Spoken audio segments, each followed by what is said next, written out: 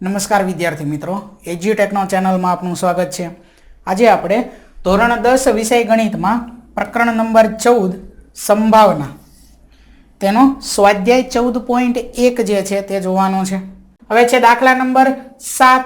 આપેલ છે કે 3 વિદ્યાર્થીઓના સમૂહમાં 2 વિદ્યાર્થીઓનો જન્મદિવસ સમાન ન હોય તેની સંભાવના 0.992 છે। 2 વિદ્યાર્થીઓનો જન્મદિવસ સમાન હોય તેની સંભાવના શોધો। 2 વિદ્યાર્થીઓનો જન્મદિવસ સમાન હોય તેની સંભાવના મેળવવાની છે અને 2 વિદ્યાર્થીઓનો જન્મદિવસ સમાન ન હોય તેની સંભાવના આપેલી છે, બરોબર। આને આપણે સમજવા માટે આ રીતે લખી શકીએ કે ધારો કે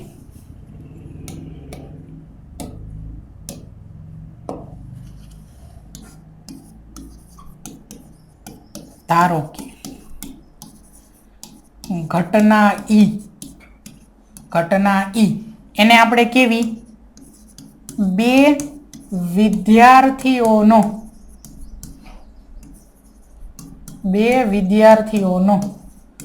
જન્મદિવસ સમાન હોય। 2 વિદ્યાર્થીઓનો જન્મદિવસ સમાન હોય તો ઘટના ઈ બાર શું થાય? ઘટના ઈ બાર એટલે ઈ નહીં, અહીંયા કીધું 2 વિદ્યાર્થીઓનો જન્મદિવસ સમાન હોય, ઈ બારમાં શું આવે? 2 વિદ્યાર્થીઓનો જન્મદિવસ સમાન ન હોય, બરોબર। પૂરક ઘટના એની વ્યાખ્યા હતી ત્યારે મેં સમજાવ્યું હતું કે ઘટના ઈ આજે સોમવાર છે તો ઘટના ઈ બાર શું થાય? આજે સોમવાર નથી અથવા આજે સોમવાર ન હોય, ઈ રીતે બસ આ ઈ જ છે। ઘટના ઈ બાર શું થાય? 2 વિદ્યાર્થીઓનો જન્મદિવસ 2 વિદ્યાર્થીઓનો જન્મદિવસ અહીંયા આખું હોય સમાન હોય એવું, અને અહીંયા લખાય સમાન ન હોય। હવે આમાંથી આપણને ઘટના ઈ બાર જે છે ઈ આપી દીધી છે, એની સંભાવના આપી દીધી છે, પી ઓફ ઈ બાર આપી દીધું છે। ઘટના ઈ બાર ની સંભાવના કેટલી છે? 0.992 આ આપી દીધી છે, 0.992 આપી દીધી છે। અને ઘટના ઈ ની સંભાવના આપણે મેળવવાની છે। 2 વિદ્યાર્થીઓનો જન્મદિવસ સમાન હોય એટલે પી ઓફ ઈ એની સંભાવના જે છે એ આપણે મેળવવાની છે। ઈ અને ઈ બાર વાળું આ જે સૂત્ર છે કયું આવે? કે P of E plus P of E bar બરાબર 1, બરોબર। જો આ રકમમાં પોઈન્ટ વાળું આવ્યું એટલે એ નાનું સૂત્ર વાપરવાનું। સૂત્ર લખીએ, P of E plus P of E bar બરાબર 1। કિંમત મૂકવાની છે, પી ઓફ ઈ મેળવવાનું છે એટલે એમ નામ રાખીએ। પી ઓફ ઈ બાર ની કિંમત આપેલી છે રકમમાં 0.992 બરાબર શું થાય? 1।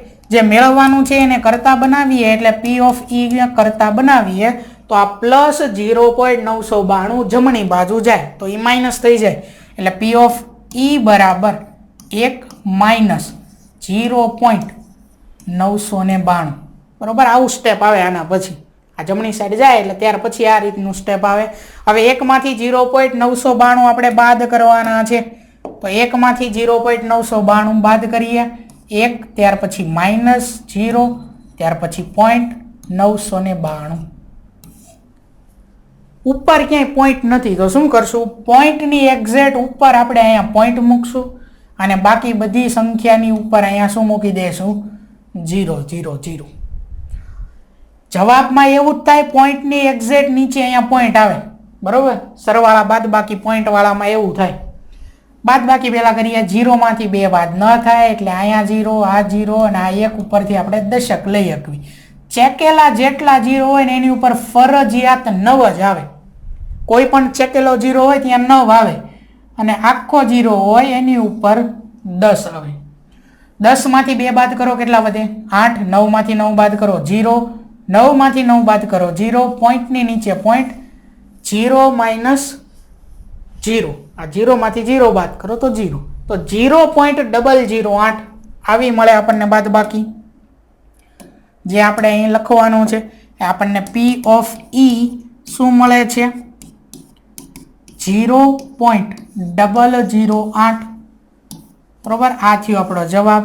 શું લખી શકીએ? તેથી બે વિદ્યાર્થીઓનો જન્મદિવસ સમાન હોય તેની સંભાવના કેટલી મળે છે આપણને? 0.008 મળે છે. બરોબર. ચાલો આગળ જોઈએ. ત્યાર પછી દાખલા નંબર 8. એક થેલામાં 3 લાલ અને 5 કાળા દડા છે.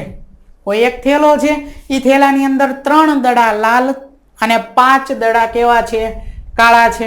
થેલામાંથી એક દડો યાદચ્છિક રીતે જો આ શબ્દ યાદચ્છિક રીતે એટલે શું થાય? યાદચ્છિક રીતે એટલે થેલામાં આપણે જોયા વિના એક દડો કાઢવી છે. આપણને નથી ખબર કે દડો કાઢવી લાલ રંગનો છે કે કાળા રંગનો છે. બરોબર. આપણે આંખો બંધ કરીને જોયા વિના કાઢવી એને કહેવાય યાદચ્છિક રીતે. તો થેલામાંથી એક દડો યાદચ્છિક રીતે કાઢવામાં આવે છે. તો બહાર કાઢેલ દડો, પહેલો પ્રશ્ન લાલ હોય, બીજો પ્રશ્ન લાલ ન હોય તેની સંભાવના કેટલી? બે પ્રશ્ન આપ્યા એટલે પહેલાને આપણે ઘટના A કહીશું, બીજાને આપણે ઘટના B કહીશું. સૌથી પહેલા તો આપણે શું કરવી છે? આપણે કુલ પરિણામની સંખ્યા મેળવવી છે. કુલ પરિણામની સંખ્યા મેળવવા માટે અહીંયા લિસ્ટ બનાવો. શું છે? સૌથી પહેલા લાલ દડાની સંખ્યા,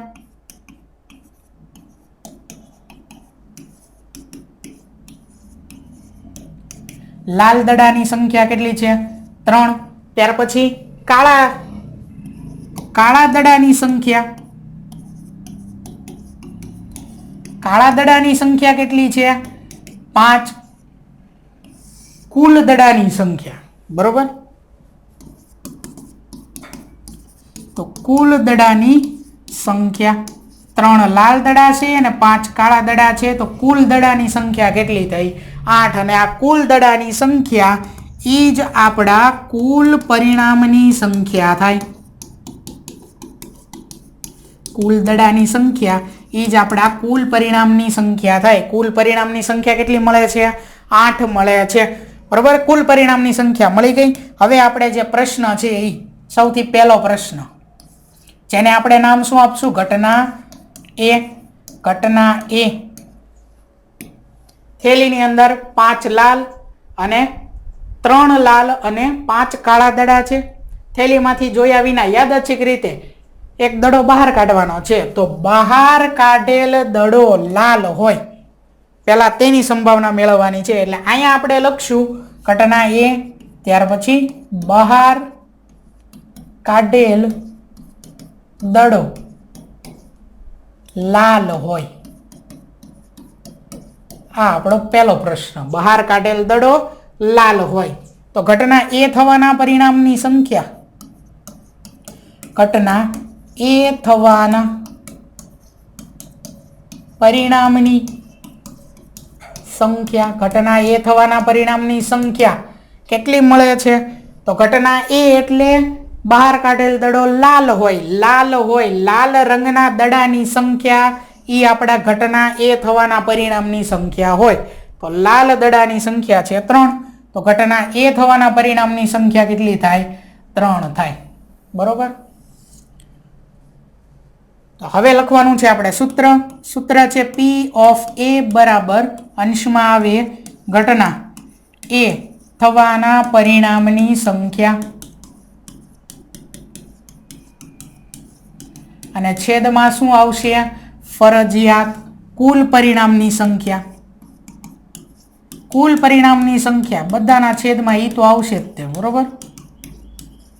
કુલ પરિણામની સંખ્યા કિંમત મૂકવાની છે. P of A બરાબર કુલ પરિણામની સંખ્યા સૌથી પહેલા એ જ મેળવી હતી. ઘટના A થવાના પરિણામની સંખ્યા કેટલી છે? 3. કુલ પરિણામની સંખ્યા કેટલી હતી? 8. 3 લાલ અને 5 કાળા એટલે કુલ પરિણામની સંખ્યા થાય 8. તો અહીંયા આપણો પહેલા પ્રશ્નનો જવાબ શું આવે? P of A બરાબર 3/8. આવી જ રીતે બીજો પ્રશ્ન મેળવવાનો છે. બીજા પ્રશ્નનો જવાબ મેળવવાનો છે. બીજો પ્રશ્ન છે બહાર કાઢેલ દડો ઘટના બી જેને આપણે કેવી, ઘટના બી શું છે, બહાર કાઢેલ દડો લાલ ન હોય, બરોબર. આની સંભાવનાઓ મેળવવાની છે. લખ્યું અહીંયા ઘટના બી.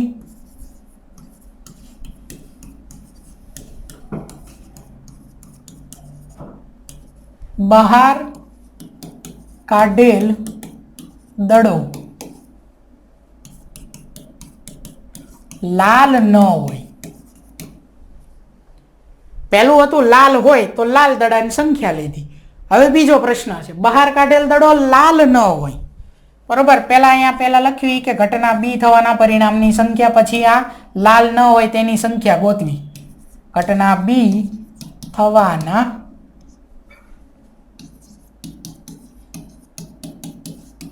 પરિણામની સંખ્યા. ઘટના બી એટલે કે બહાર કાઢેલ દડો લાલ ન હોય.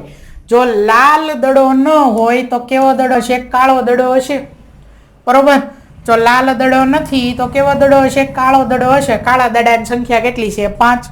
તો બહાર કાઢેલ દડો લાલ ન હોય એને ઘટના બી કીધું. ઘટના બી થવાના પરિણામની સંખ્યા આપણને કેટલી મળે, 5 મળે. સૂત્ર લખવી પી ઓફ બી બરાબર અંશમાં આવે ઘટના બી થવાના પરિણામની સંખ્યા અને છેદમાં શું આવશે, ફરજિયાત કુલ પરિણામની સંખ્યા. કિંમત મૂકીએ તો શું થાય, પી ઓફ બી બરાબર ઘટના બી થવાના પરિણામની સંખ્યા આપણને 5 મળી, એટલે 5 આવે અંશમાં, અને કુલ પરિણામની સંખ્યા 8 છે એટલે 8 આવે છેદમાં. તો પી ઓફ બી બરાબર શું થઈ જશે, 5/8, બરોબર. હવે ખાસ ધ્યાન આપો એક વાતની, કે જ્યારે આપણને પ્રશ્ન પૂછવો હોય અને પ્રશ્નની અંદર કોઈ એક ટૂંકમાં કોઈ એક અહીંયા આપણને પ્રયોગ આપ્યો છે ને પ્રયોગની અંદર ઘટના 2 કે 3 એકથી વધારે ટૂંકમાં આપી છે, બરોબર. એકથી વધારે ટૂંકમાં પ્રશ્ન પૂછેલા છે, ત્યારે આપણે પહેલી વાર સૂત્ર લખ્યું, કિંમત મૂકી, ત્યાર પછી બીજા પ્રશ્નને ઘટના બી કીધું, ઘટના બી થવાના પરિણામની સંખ્યા મેળવી. પછી તમે આ સૂત્ર બીજી વખત નહીં લખો ને તો ચાલશે, સીધી કિંમત મૂકી દો ને તો ચાલે, કે ઘટના બી થવાના પરિણામની સંખ્યા 5 મળી, તેથી પી ઓફ બી બરાબર સીધું 5/8. આ સૂત્ર બીજી વાર ન લખો ને તો ચાલે. એવી જ રીતે 3 પ્રશ્ન પૂછ્યા હોય તો ત્રીજો શું થાય, ઘટના સી થવાના પરિણામની સંખ્યા મેળવીને સીધું પી ઓફ સી બરાબર જે કંઈ જવાબ આવતો હોય એ લખી નાખો ચાલે. પહેલી વાર ફરજિયાત આપણે સૂત્ર લખવાનું છે, બીજી વાર તમારે લખવું હોય તો લખી શકો, એમાં કાંઈ ખોટું નથી, બરોબર. પણ જો ન લખો તો સીધી કિંમત મૂકો તો ચાલે. પણ જ્યારે એક જ પ્રશ્ન પૂછ્યો હોય ત્યારે બધી વસ્તુ ફરજિયાત લખવાની, બરોબર. આગળ જોઈએ ત્યાર પછી 9મો પ્રશ્ન છે કે એક પેટીમાં 5 લાલ લખોટીઓ, 8 સફેદ લખોટીઓ અને 4 લીલી લખોટીઓ છે. પેટીમાંથી એક લખોટી યાદચ્છિક રીતે બહાર કાઢવામાં આવે છે. બહાર કાઢેલ લખોટી, પહેલો પ્રશ્ન લાલ હોય, બીજો પ્રશ્ન સફેદ હોય, ત્રીજો પ્રશ્ન લીલી ન હોય, તેની સંભાવના કેટલી. તો પેટીની અંદર કુલ લખોટી કેટલી છે આપણે પહેલા એ લિસ્ટ બનાવવું પડશે, બરોબર. સૌથી પહેલા છે લાલ લખોટીની સંખ્યા કેટલી, 5.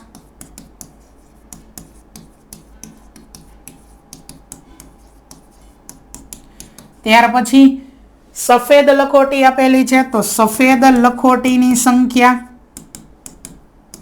કેટલી છે અહીં, 8. ત્યાર પછી હજી લીલી લખોટી આપેલી છે, તો લીલી લખોટીની સંખ્યા કેટલી આપેલી છે, 4. કુલ લખોટીની સંખ્યા કેટલી થાય, કુલ લખોટીની સંખ્યા તો 8 ને 4 12, 12 ને 5 17. તો કુલ લખોટીની સંખ્યા કેટલી થાય છે, 17. તો અલગ પેજ ઉપર અહીંયા લખવું, કુલ લખોટીની સંખ્યા 17 છે. તો આપણા કુલ પરિણામની સંખ્યા કેટલી થાય, 17 થાય. કુલ લખોટીની સંખ્યા એ જ આપણા કુલ પરિણામની સંખ્યા, બરોબર. એટલે કુલ પરિણામની સંખ્યા બરાબર શું આવશે, 17. ચાલો ત્યાર પછી હવે પ્રશ્ન, પહેલો પ્રશ્ન શું છે અહીં, પહેલા પ્રશ્નને શું કહેશું આપણે? ઘટના એ. બરોબર. પહેલો પ્રશ્ન જોઈ લેવી. શું છે? લાલ હોય, બહાર કાઢેલ લખોટી લાલ હોય. બરોબર.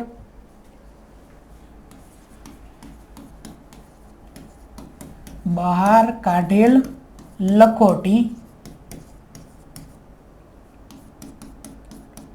લાલ હોય. ત્યાર પછી પહેલા પ્રશ્નને આપણે ઘટના એ કીધું, તો હવે આપણે ઘટના એ થવાના પરિણામની સંખ્યા, ઘટના એ થવાના પરિણામની સંખ્યા એ મેળવવી પડશે. ઘટના એ થવાના પરિણામની સંખ્યા શું મળે? ઘટના એ એટલે કે લાલ લખોટી હોય, તો આપણને લાલ લખોટીની સંખ્યા કેટલી છે ખબર હોવી પડે. લિસ્ટ બનાવેલું છે. લાલ લખોટીની સંખ્યા કેટલી છે? 5. તો ઘટના એ થવાના પરિણામની સંખ્યા કેટલી મળે આપણને? 5 મળે. સૂત્ર લખવી હવે. P of A બરાબર અંશમાં શું આવશે? ઘટના એ થવાના પરિણામની સંખ્યા અને છેદમાં શું આવશે? કુલ પરિણામની સંખ્યા. કિંમત મૂકવાની છે. કુલ પરિણામની સંખ્યા. તો અહીં P of A બરાબર શું થઈ જાય? ઘટના એ થવાના પરિણામની સંખ્યા 5 છેદમાં કુલ પરિણામની સંખ્યા 17. તો પહેલો પ્રશ્ન જે છે એનો જવાબ શું મળે છે આપણને? P of A બરાબર 5/17. બરોબર.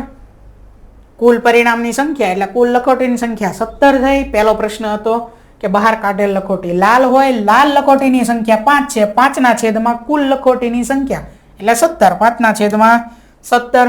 આવી જ રીતે હવે બીજો પ્રશ્ન, એને આપણે ઘટના બી કહીશું. અને બીજો પ્રશ્ન છે બહાર કાઢેલ લખોટી સફેદ હોય. એટલે બીજો પ્રશ્ન જે છે એને આપણે કહી દેવી ઘટના બી.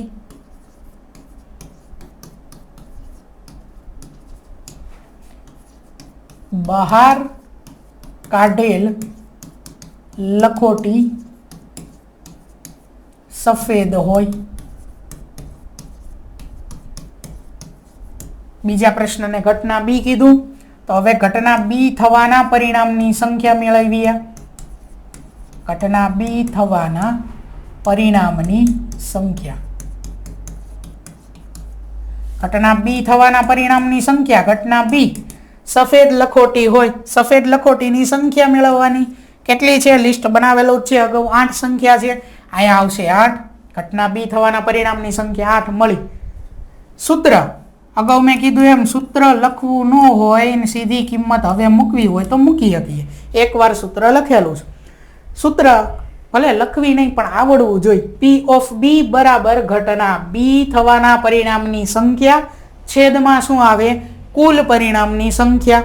તો ઘટના બી થવાના પરિણામની સંખ્યા છે 8 છેદમાં કુલ પરિણામની સંખ્યા છે 17. એટલે P of B બરાબર શું મળે આપણને? 17 મળે છે. બરોબર. ચાલો એવી જ રીતે આગળ ત્રીજો પ્રશ્ન હજી કીધો છે એને આપણે કહીશું ઘટના સી. ત્રીજો પ્રશ્ન શું છે? બહાર કાઢેલ લખોટી લીલી ન હોય. ચાલો લખીએ આગળ. ત્યાર પછી ત્રીજા પ્રશ્નને આપણે કહીશું ઘટના સી.